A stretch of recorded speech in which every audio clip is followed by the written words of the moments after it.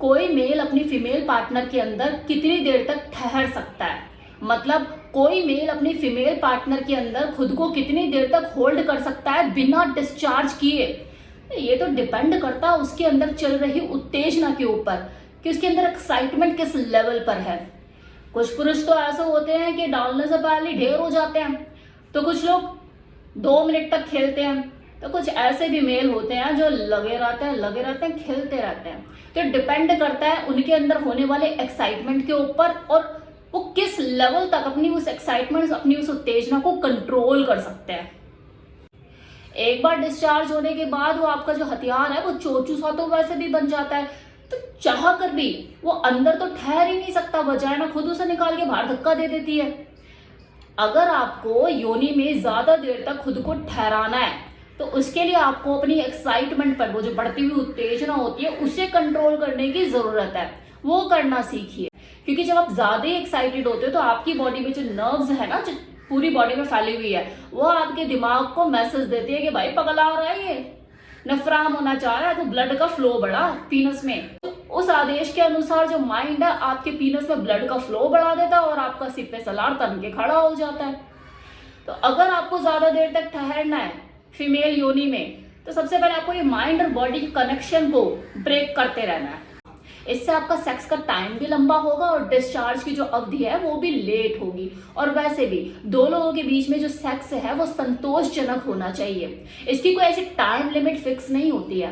कुछ लोगों को तो 15 मिनट अगर वो सारा प्रोसेस करते हैं, आधा घंटा उसी में सेटिस्फेक्शन मिल जाता है, कुछ लोगों को 1-1 घंटा भी कम पड़ जाता है। इसकी कोई एग्जैक्ट समय सीमा नहीं है, ये डिपेंड करता है दो लोगों के ऊपर, उनकी म्यूचुअल अंडरस्टैंडिंग के ऊपर और उनके शारीरिक और मानसिक स्वास्थ्य के ऊपर।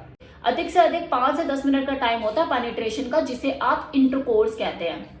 एक फीमेल जो है वो मल्टीपल ऑर्गेजम फील करने में सक्षम है, इसलिए अगर वो ज्यादा सेक्स का मजा उठाना चाहती है तो उठा सकती है।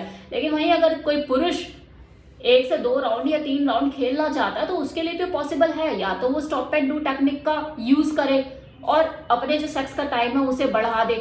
और ठीक है, चलो अगर शुरू में एक्साइटमेंट ज्यादा आती है तो वो फर्स्ट राउंड खेलकर अपने आप को डिस्चार्ज करके सेकंड राउंड के लिए खुद को प्रिपेयर कर सकता है और अपने अंदर ठहरने की अवधि को भी बढ़ा सकता है, अपने सेक्स टाइम को लंबा कर सकता है। ये डिपेंड करता है उसके अपने क्षमता के ऊपर कि उसका शारीरिक स्वास्थ्य कैसा, उसका मानसिक स्टेटस कैसा है। काम क्रिया का ऐसा कोई समय सीमा निर्धारित नहीं होता। दो लोग तो पूरा दिन भी इसे कर सकते हैं, बस आपको करना क्या है, फोर प्ले, हाथों का इस्तेमाल, ऑरल प्ले, मुंह से चीजों को करना, फिर पेनिट्रेशन। बस इस चीज को आपको दोहराते चले जाना, पूरा दिन निकाल दो जी कर करके। ठहर लो जितना ठहरना है योनि के अंदर, पूरा दिन ठहर सकते हो। लेकिन ठहरने के लिए टाइम भी तो होना चाहिए ना, सामने वाली का कंसेंट भी तो होना चाहिए ना। आपके पास खुद भी तो काम होते हैं कितने, पूरे दिन में आप भी व्यस्त रहते होंगे। तो बेटर यही है कि आप जितनी देर करें वो संतोषजनक होना चाहिए। आप सेक्स के लिए चाहे 1 घंटा निकाले, आधा घंटा निकाले, वो संतोषजनक होना चाहिए कि आप अपना पूरा 100% दो, खुद भी प्लेजर लो और उसको भी प्लेजर फील कराओ। That's it.